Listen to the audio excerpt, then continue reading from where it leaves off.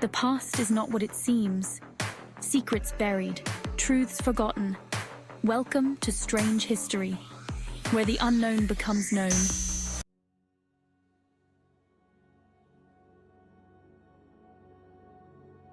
The world was on edge, teetering on the brink of an unprecedented conflict. The Cold War had begun, and the United States and the Soviet Union were locked in a tense standoff, each side wary of the other's next move. Both superpowers were constantly looking for ways to gain an advantage over the other, engaging in a high-stakes game of espionage and military posturing. Fear and suspicion were everywhere, permeating every aspect of daily life. People were taught to be vigilant, always on the lookout for potential threats. In the United States, this pervasive fear fueled a desire to understand and control the human mind, leading to a surge in psychological research. What if there was a way to make someone do what you wanted, even against their will? This question sparked intense interest and speculation. This question led to the birth of MK-Ultra, a top-secret CIA program launched in 1953, shrouded in secrecy and intrigue. The goal of MK-Ultra was to explore the possibilities of mind control, pushing the boundaries of ethical and scientific norms.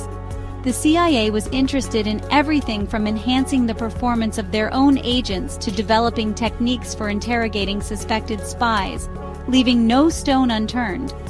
Could they create the Manchurian Candidate, a sleeper agent programmed to kill? This chilling possibility drove their experiments.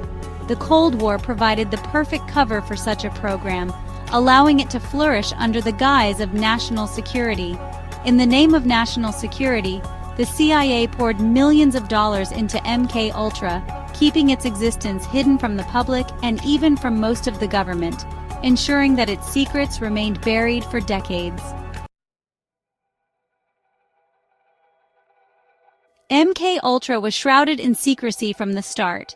The CIA created a complex web of front organizations, code names, and clandestine laboratories to hide their activities. Only a select few knew the true nature of the research being conducted. The program was vast and sprawling, with dozens of sub-projects and experiments taking place across the United States and Canada. Universities, hospitals, and even prisons were unwittingly drawn into the program. Researchers often conducted experiments without the informed consent of their subjects, many of whom were unaware they were part of a secret government program. MK-Ultra was a dark reflection of the Cold War itself, secretive, paranoid, and willing to cross ethical lines in the name of national security. It was a program built on fear, and it would leave a lasting scar on those who came into contact with it.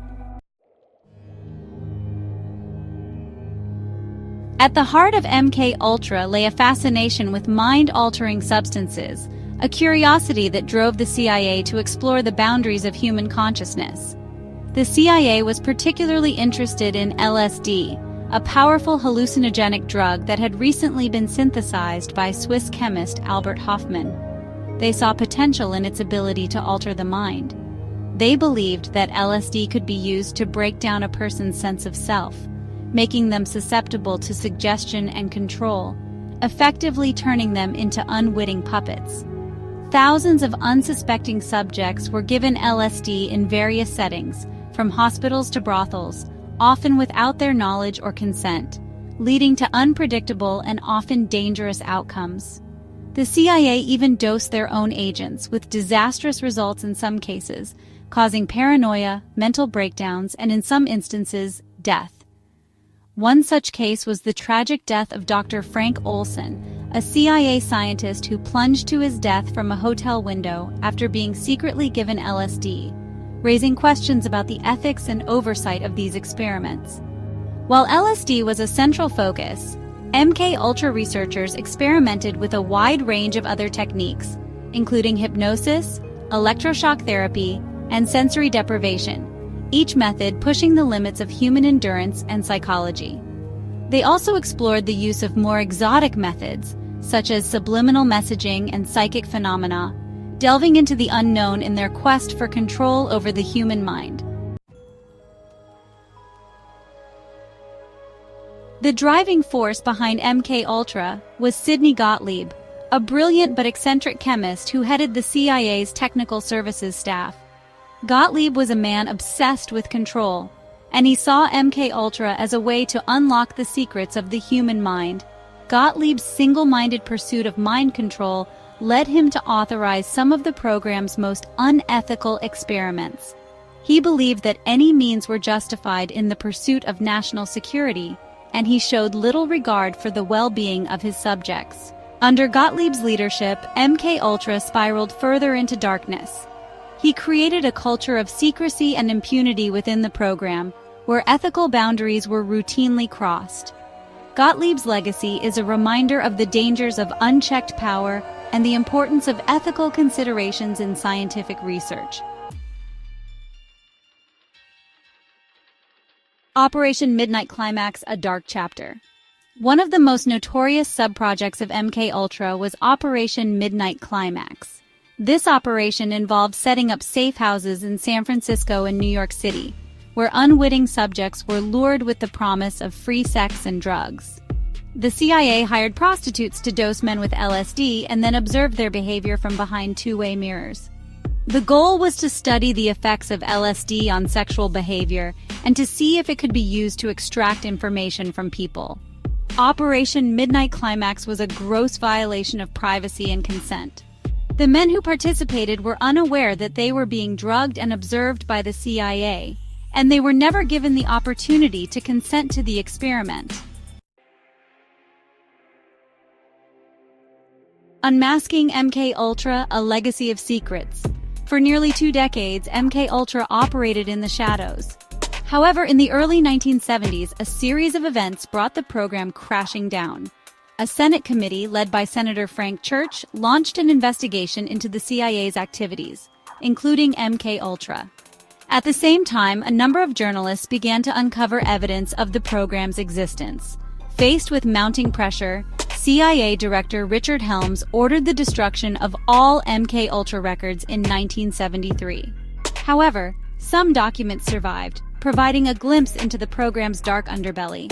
The revelations about MK Ultra sent shockwaves through the United States, sparking public outrage and a crisis of confidence in the government.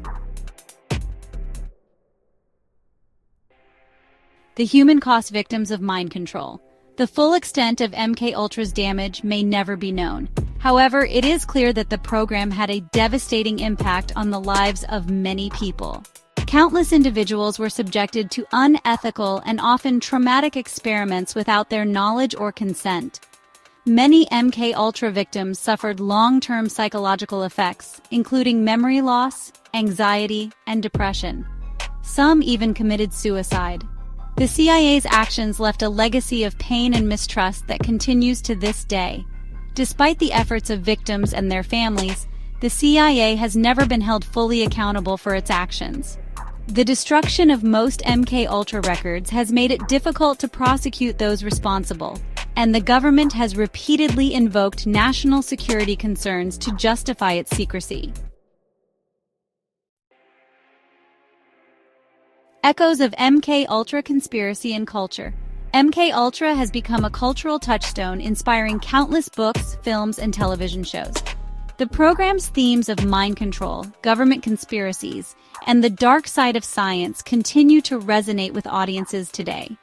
The program has also fueled conspiracy theories, with some believing that MK Ultra is still ongoing, or that the government is using mind control techniques on unsuspecting citizens.